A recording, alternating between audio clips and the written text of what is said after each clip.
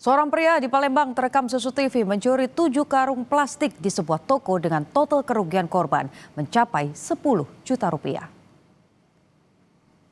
Seorang pria di Palembang, Sumatera Selatan ini terekam CCTV saat mencuri plastik di sebuah toko di Jalan Pangeran Ratu, Kecamatan Seberang Ulu 1. Pelaku merusak gembok pintu pagar toko dan mengambil 7 karung plastik.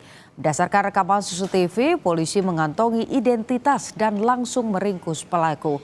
Pelaku ditangkap di rumahnya di Jalan Panca Usaha, Kecamatan Seberang Ulu, Palembang. Menurut polisi, pelaku telah 2 kali melakukan aksi serupa di toko yang sama hingga korban mengalami kerugian hingga 10 juta rupiah. Pelaku terancam hukuman lebih dari 5 tahun penjara.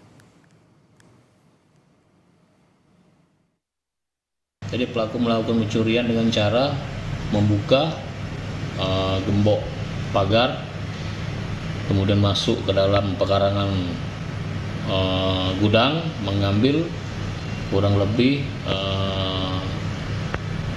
7 karung kantong plastik balan. Setelah itu dibawa lari oleh pelaku.